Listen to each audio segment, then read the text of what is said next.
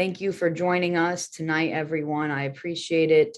As more people join on, they will be included with this. But this is a part one of our inclusivity in activism, how to be inclusive and implement it while organizing. I'm Sam. I'm an organizer of Progress Iowa. I use she, her pronouns, and I'm based in Waterloo. And I'm going to acknowledge our wonderful staff person, Ivy, who is doing all the background. She's our digital director. Thank you so much for doing your hard work, Ivy. And Yena, please introduce yourself, my wonderful co-host for tonight. Hey everyone, thanks for being here. I'm Yena Balikiani. I am the Partnerships Director with Progress Iowa, and I will be helping Sam today with this awesome presentation that she put together. I am based in Des Moines. Awesome. Well, just a couple housekeeping things. People will be on mute, but if you have any questions, please type them in the chat, or if you have any questions during the interactive parts and you want to verbalize them, please raise your hand so we can get you off mute and be able to talk and interact. And I want to just first go over some goals of Progress Iowa and the goal and objectives of this training, and then we'll open with an icebreaker. So, and this training should end by or before 8. I want to be respectful of time as well, so I'll keep that in mind. So some of our Progress Iowa goals, Ivy, if you want to start sharing the slides, please do so. And we'll get into it.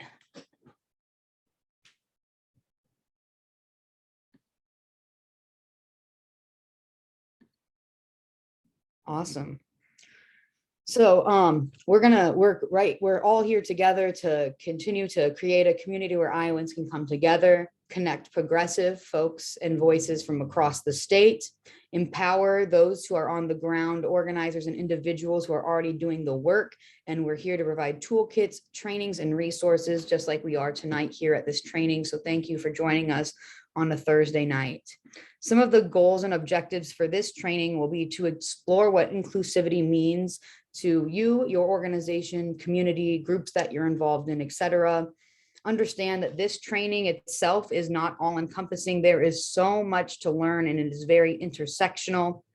And we're going to demonstrate how to create and evaluate these organizing spaces that we're in. And last, we'll make some plans to implement this work.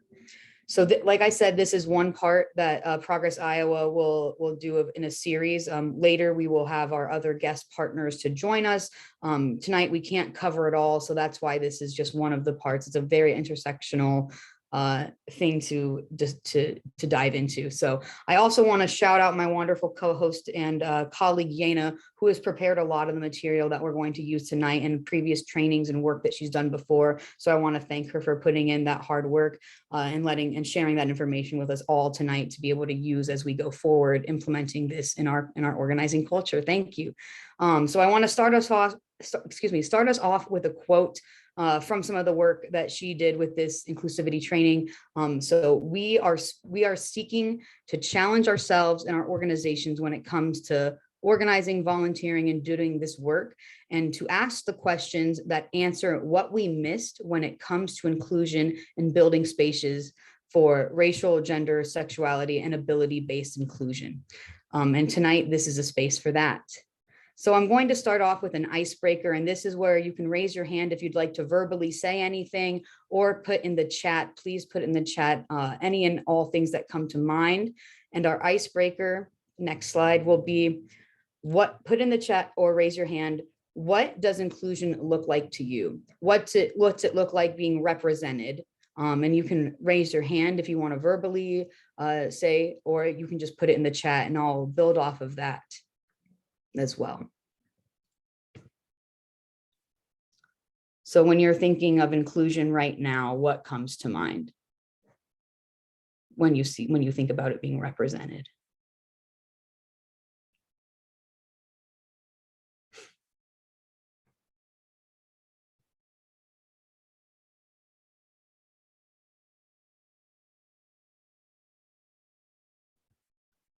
I know that I think about togetherness. Does anyone have anything to put in the chat? I would like to be able to build off some of those responses so we can dissect it. Yes, one gal said, everyone is included. Yes, I completely agree. Everyone is included. And that's another participant said, when nothing or no one else is isolated. Yes, absolutely.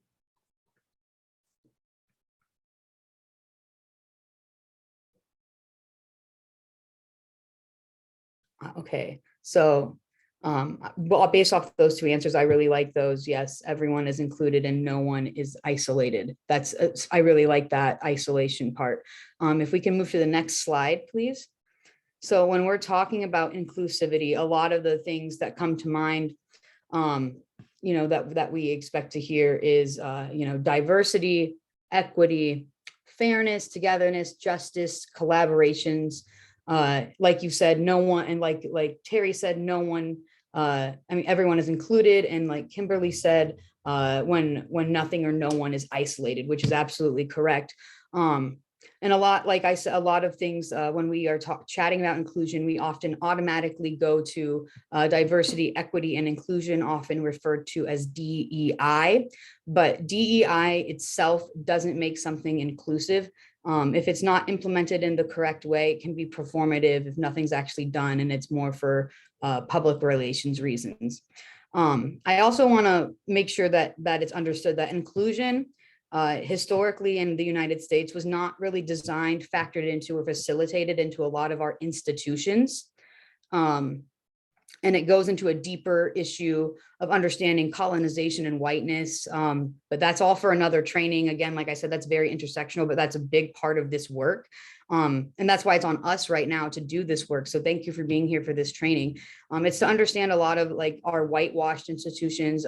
They were, for control and power structures, and they were not inclusive of everyone who has been historically excluded groups. And while creating those spaces and institutions that are, a lot of things are based off today. And so that's why it's up to us to, rebuild and reform those structures now. And we all need to start somewhere.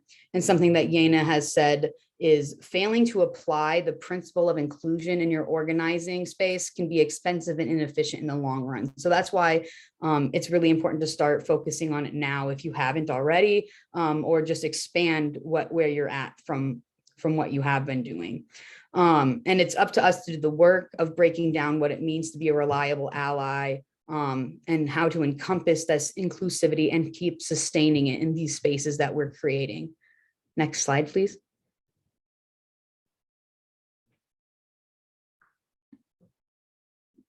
All right, and go for it. And Yena's going to go with this one. Yeah, absolutely. Thanks, Sam. Those were great points that you made earlier. So with that being said, I think whenever we talk about inclusion, it's always important to really define what inclusion is. So we have here, like from the Webster dictionary, including means taking or compromising as a part of a whole or a group. And then when we talk about inclusion, it is the act of or practice of including and accommodating people who have historically been excluded from certain spaces. So I think when we talk about inclusion, again, it's really important to define what that is so everyone's on the same page.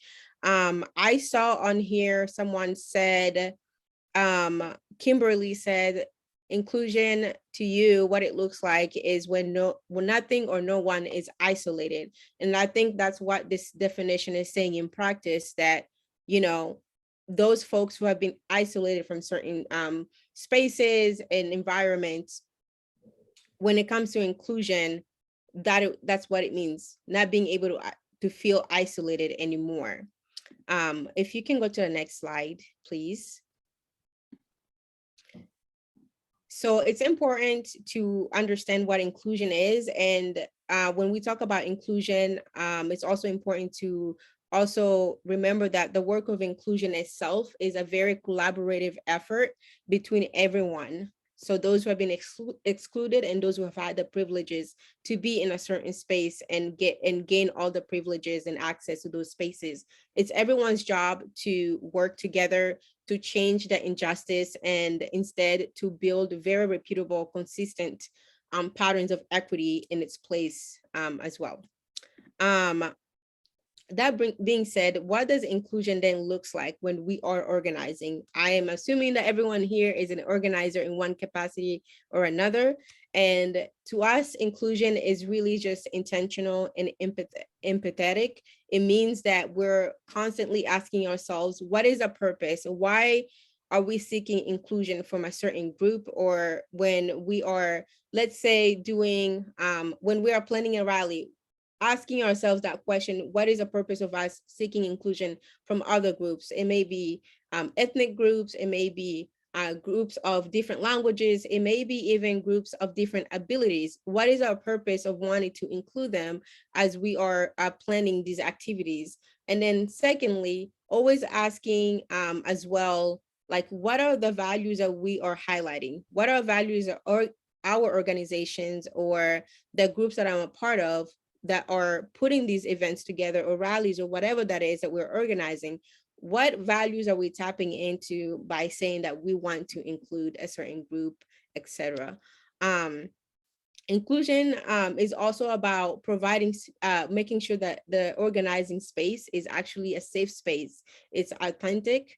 It creates also mutual belonging, which means people should not feel isolated, like someone said in the chat earlier, making sure that the organizing itself is creating a culture of trust, which means that folks here have the ability to come together and benefit, and everything that's happening while organizing is benefiting folks who may not have been in rooms or the discussions, and also making sure that people's lived experiences are also not being dismissed. That's what it means. I think from here also understanding that organizing and being mindful of creating an inclusive space means being willing to change, challenging yourself, your biases that you have, because we all have them, and willing to do that, but also change, and allowing yourself to change, also allowing yourself to make mistakes, because that's a thing, right? So I think when it comes to just like what inclusion means, I like to leave y'all with this. Inclusive organizing, obviously practices matter, from effective outreach, so how you begin organizing, to all of your constituencies or community members or friends or neighbors, whatever kind of organizing you're doing, to, you know, getting more votes.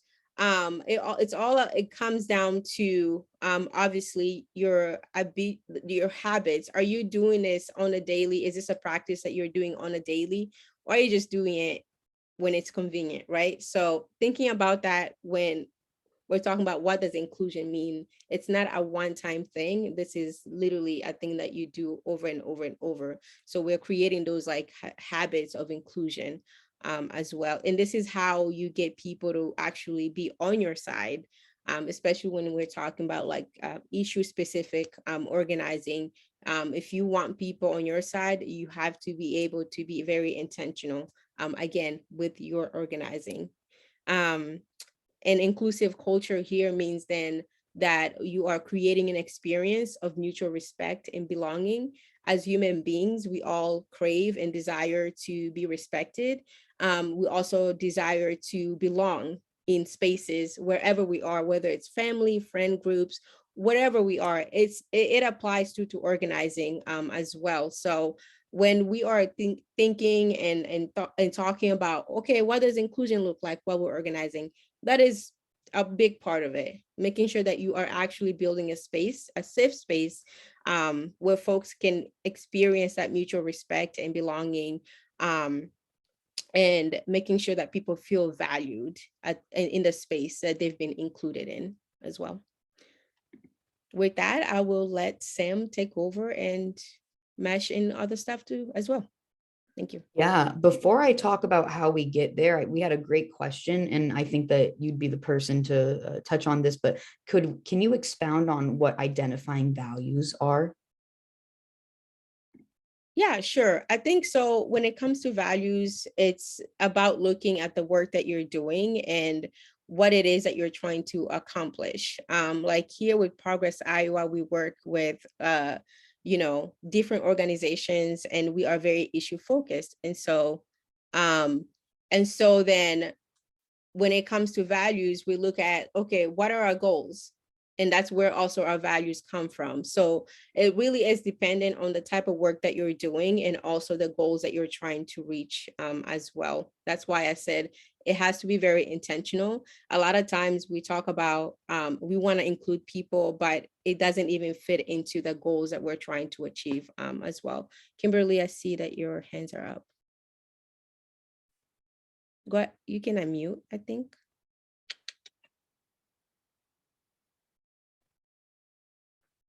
Oh, actually, I think I can. Oh, yeah. Ah, there. Can you hear me now? Yes. Go Okay. ahead, really. So in the context of what we're discussing,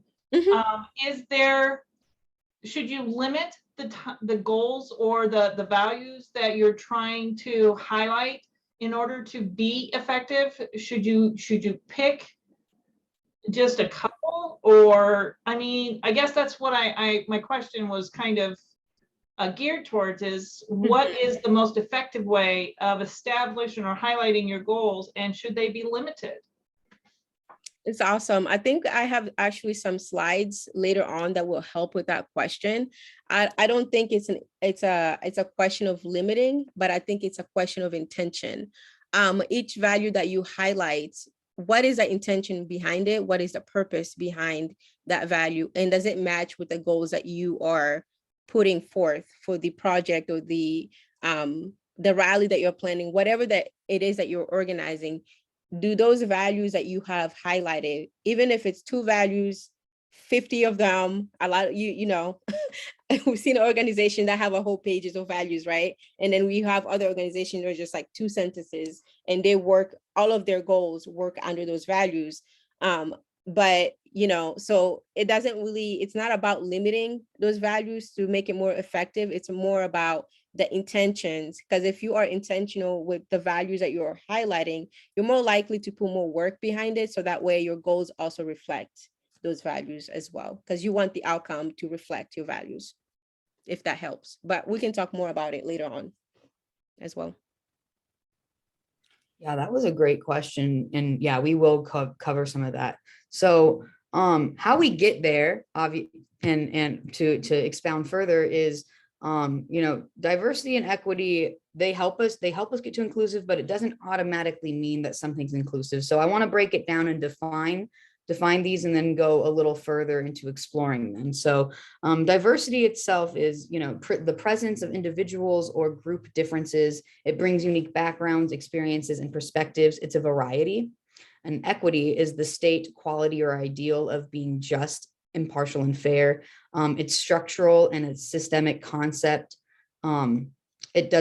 Equity is not necessarily equality. It's being able to acknowledge the hardships of, you know, of those lived experiences and provide accommodations to make something, you know, realistic, and being able to be and have your goals and outcomes met everyone's different level, and being able to meet them where they're at, in a sense, you know, and bring it and raise it further. So that way, you know, it creates that equitable experience. And these can be guiding principles in your inclusive organizing culture that Yana went over, making that a culture. And just because something's inclusive doesn't necessarily equate it to being justice. A really great resource I found was from Dr. D.L. Stewart of the University of Denver. And he framed some of the questions and that we might often hear in organizing. You might have heard, like I said, you might have heard them before. So I'll dive into it. So diversity will ask, who is in the room? And equity will respond with, who is trying to get in the room but can't? Whose presence in the room has constant threat of erasure? And he follows with that to say, inclusion asks, has everyone's ideas been heard? And justice will respond, whose ideas won't be taken seriously because they aren't in the majority of that group, right? And so in a big example of that is here in Iowa, you know, a large majority of groups, you know, that in spaces are commonly, you know, a majority white, cisgender, heterosexual folks. And that's a common theme around Iowa. So when there's a lot of those identities at the table, are the decisions at that meeting, at that organization, at that event, are those decisions benefiting just those identities, or is it going beyond? Is it going to the identities that aren't at the table, those folks who aren't at the table right now?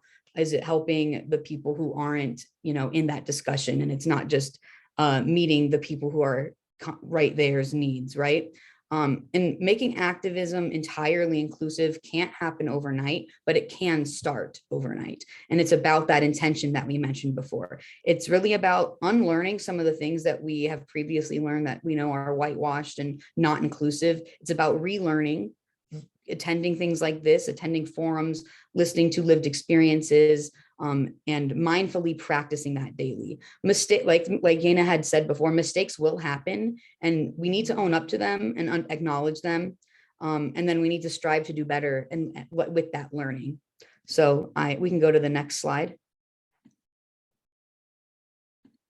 So what can and should inclusivity, what can we ensure to do? And this is going to be an interactive part. So please raise your hand if you'd like to verbally say anything, or put in the chat some answers to these questions.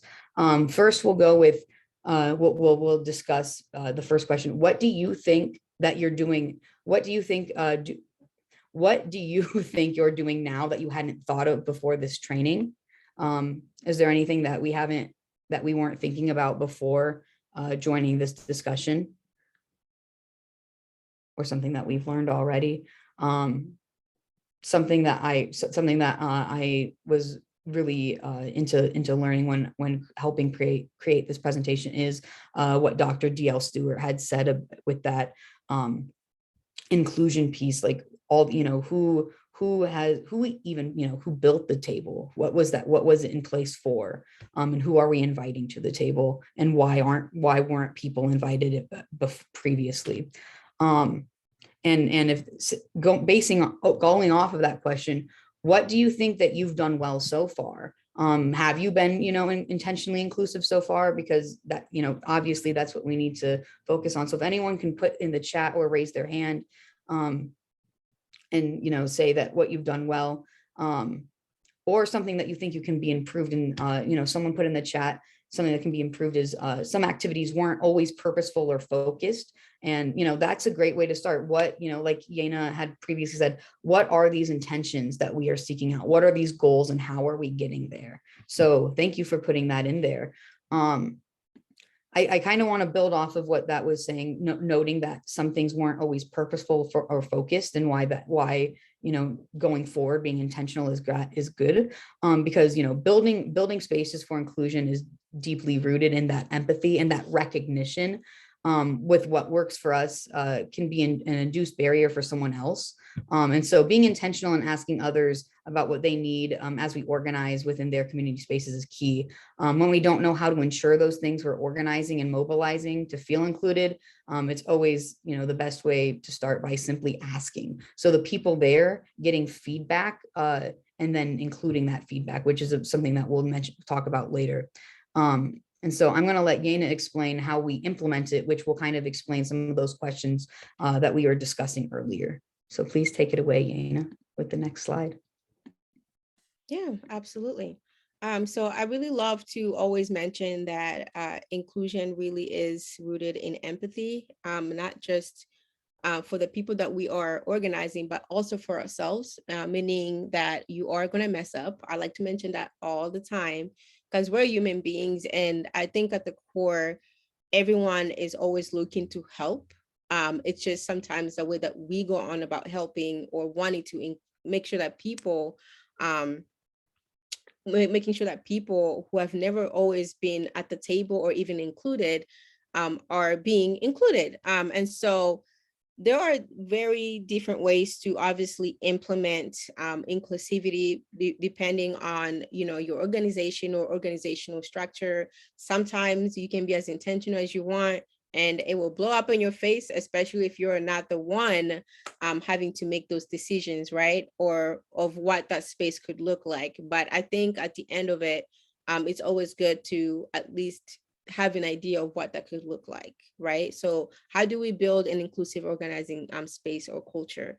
Well, at first, we have to take the steps to be mindful of our own identities, our own privileges and power, right? And so what that means is like we all have our own lived experiences. And so sometimes based on your the identities that we carry, because this is very intersectional, we are all like, you know, we're all parts of so many things, so many identities. And so we have to own that, and we have to be mindful of the biases also that come with those identity. Like if you are a white man, right, you might have barriers to being included in certain spaces based on maybe your language you speak, or maybe ability in other stuff. But it doesn't take away that the fact that you're a white man, and probably when you speak, people are probably more willing to hear you over others. So those are all things to be mindful of, especially if you are taking lead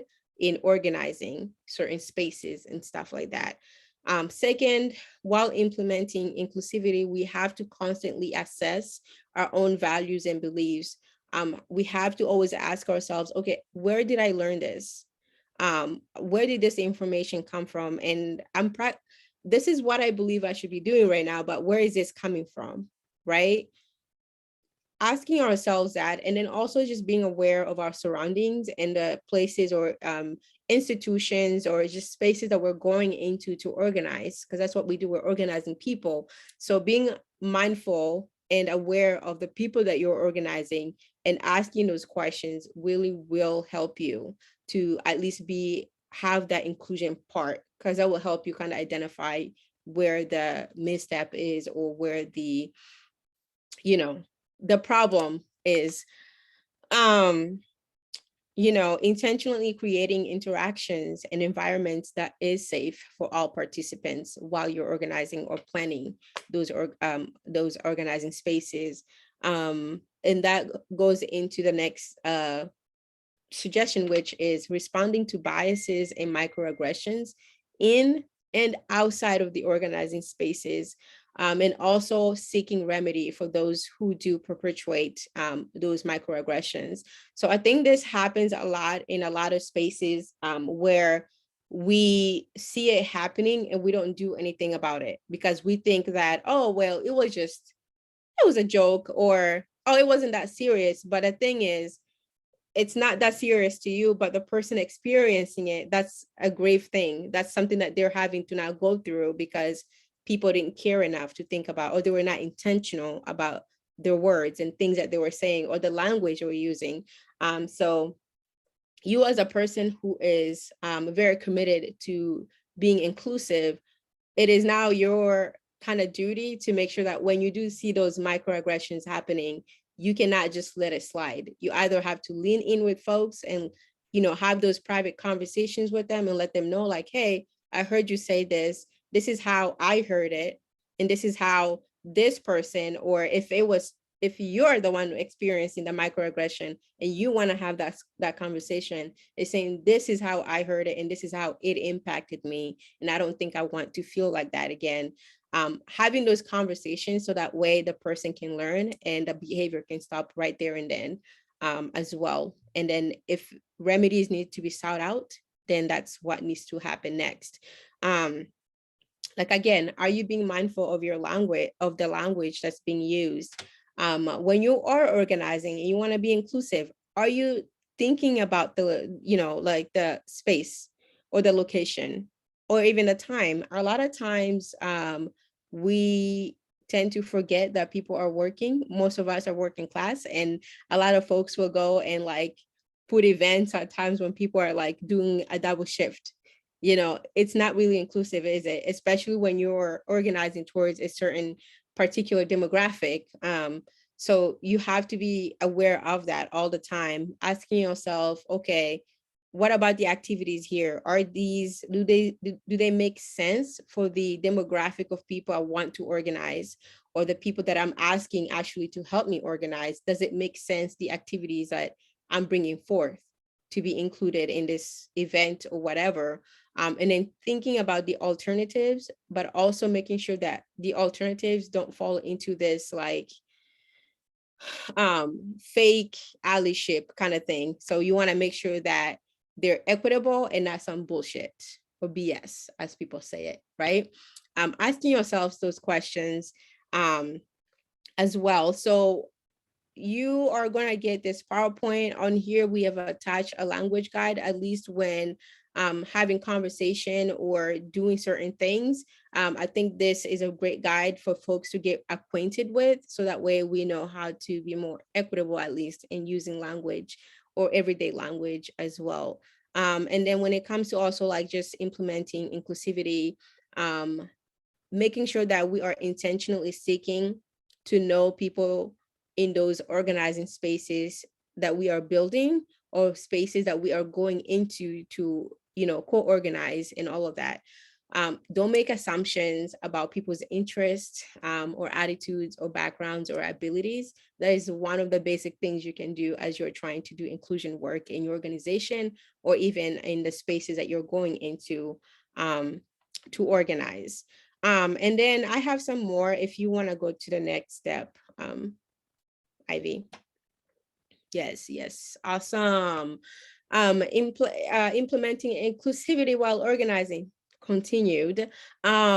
So how do we do that? Well, also seeking, making sure that you are intentional with your values and the diversity that you're seeking. A lot of times, I like to use this example, right, of people who are like, or organization or organizing spaces with lead organizers who say things like, I want more Black women to be in this space.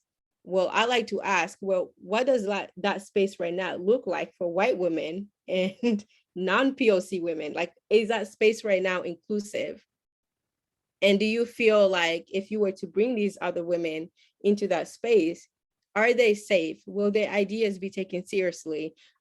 Will they actually not just be representatives at the table? Will they actually be a part of the change, the everlasting change in that space or table, or whatever word that we want to use, right? So all of that. And when we are implementing inclusivity, it's everyday work here to eliminate obviously all forms of discrimination. And we talk about microaggression, those everyday little things that we think doesn't matter, but it actually has larger impacts on people, on people's mental health, on people's way that they view themselves and feel when they go into certain spaces.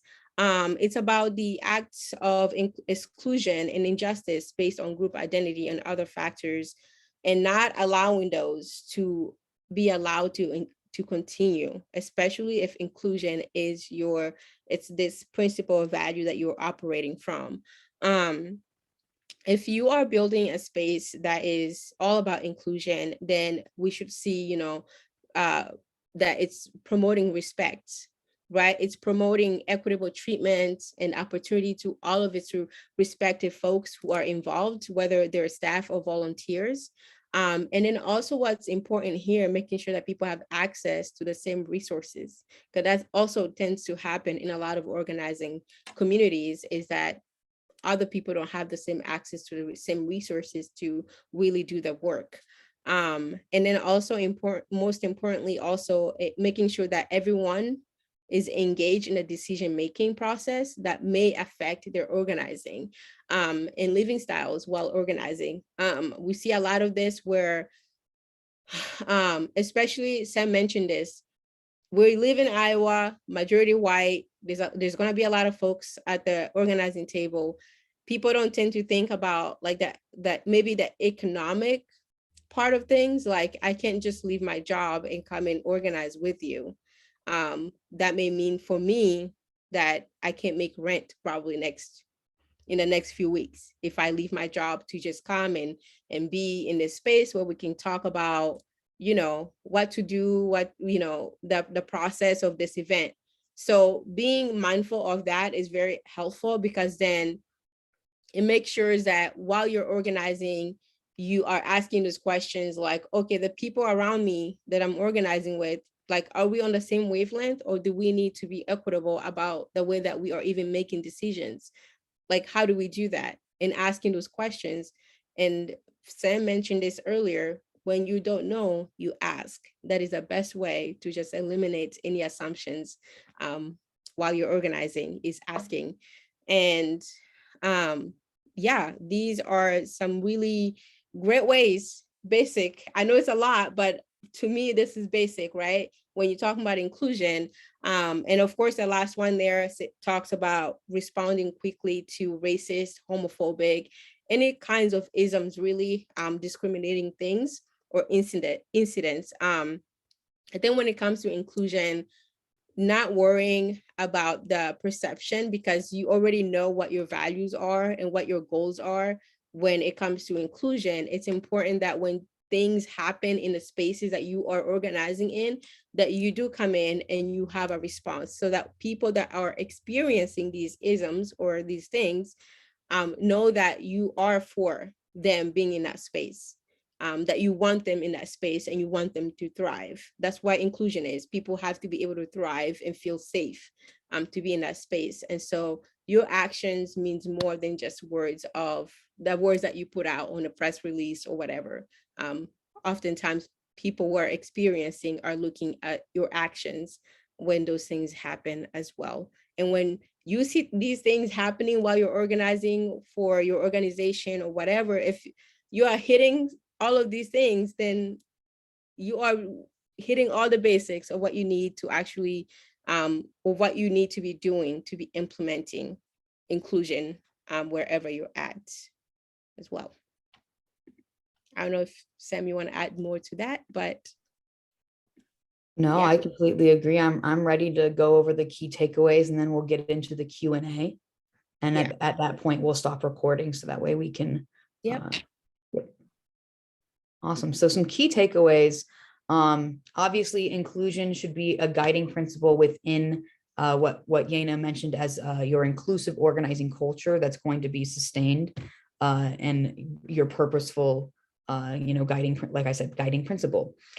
You and your organization must seek out diverse and equitable approaches and resources, and that that's including like trainings, that's including the partners that you're seeing doing work with inclusion and equity. Use those resources, and as a theme is empathetic leadership. That is always going to be a key aspect, and consistently asking for that feedback from the folks you've created and are fostering spaces for within your organization, and then using that feedback. I know that sounds so simple, but sometimes you'll ask for feedback and it won't be taken seriously, but the whole point of feedback is to be able to really consider that. And then like we said, and it's one of my last bullet point, but I'll say it now. If that feedback is dismissing lived experiences, that completely missed the point. You got there and then we missed it if we're not going to incorporate that feedback. It's just completely improper if we don't use that to make the change that we need, which is being able to be inclusive is being able to change the table, the space, whatever we want to use or interchange that word with. I also want to say, it is okay to ask questions. It is 100% okay to ask questions, but it is not okay to ask advocates and folks to do the emotional labor for you when asking for some educational resources. They don't need to teach it to you. They just need to be, if they can provide the resource, take it upon yourself to use that resource and educate yourself. If you have questions, that's fine, but don't ask them to teach it to you. If that's definitely not necessary. It's important to do the work on your own behalf. And so, that's definitely a big takeaway. And then on not dismissing lived experiences is especially do not dismiss the lived experiences of women of color or trans people of color. They are often excluded. And that is the point of inclusion, is to not exclude those, dismiss those lived experiences that truly bring that perspective of what they're saying is or isn't working to the table and bring that to fruition. So we have some call to actions, so that we'll go to our next slide and then we'll get to our Q&A. So again, these are some of the same key takeaways, but they're because, these are how we implement this. So making inclusion the new norm constantly, like always thinking about that and making it in. Work in your intentional practices of challenging the culture that you notice if people or groups are being excluded or unheard, and making sure that they are heard, they are brought to the table. Leading with empathy. I will always highlight that. That is one of the biggest aspects of inclusion, because that goes into not dismissing people and their experiences. So, and then, if you're asked to rebuild the table, do it, make that inclusive culture that guiding principle in the organizing culture. Make it your organizing culture and priority.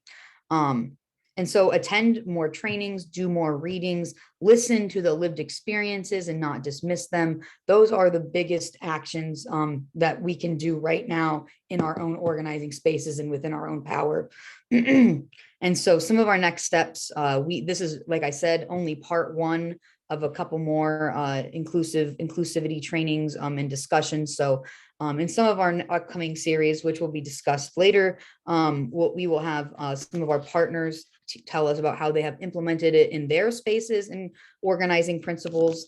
And we'll also have a discussion about, critiquing some exclusive practices that are not transparent, that we see, happening a lot in our government right now. So, and a follow-up email will be sent with all of this information, these resources, slides, links. You will get all of this information in an upcoming email.